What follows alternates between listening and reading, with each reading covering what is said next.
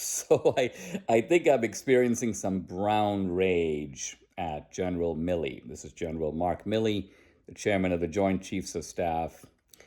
And I'm just thinking about this puffed up peacock, this Pied Piper, this meddled buffoon sitting up there and saying with this oracular authority stuff that is manifestly false. I'm white, but I want to understand the white rage that led to January 6th. The people, who wanted to overthrow the Constitution. Rubbish. White rage had nothing to do with January 6th. That was all about trying to get an accurate vote count, making sure that the election was awarded to the right guy, the guy who actually won. It had nothing to do with overthrowing the Constitution. And then goes General Milley, well, after all, there's nothing wrong in studying critical race theory. I've been studying it myself. I've been reading Marx and so on. And of course, it's important for people to realize that at the very beginning of the American founding, blacks were counted as 3/4 of a human being.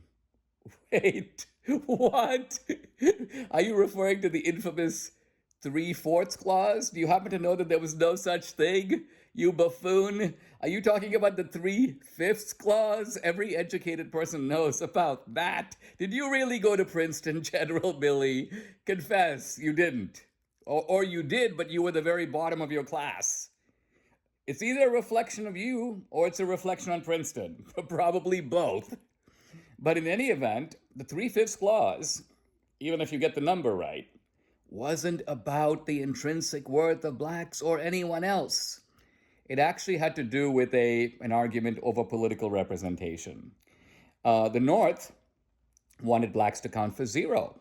Get that into your thick head. The South wanted blacks to count for 1.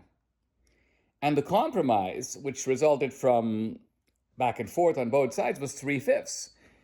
But whatever you think of the compromise, it had nothing to do with the intrinsic worth of African Americans or anyone else. So what you have here, I think, is a complete ignoramus posing as an intellectual. And moreover, the harm that he's doing is really what disgusts me. Because I think that who would want to join the military when you become demonized by your own leaders in this way? I'm really glad that the guys who stormed the beaches at Normandy couldn't listen to this guy, because they would jump back in their boats and head home in disgust. So it's a pity that we've got this woke character representing and supposedly defending this country against its enemies. I shudder to think of what he would be able to do against China.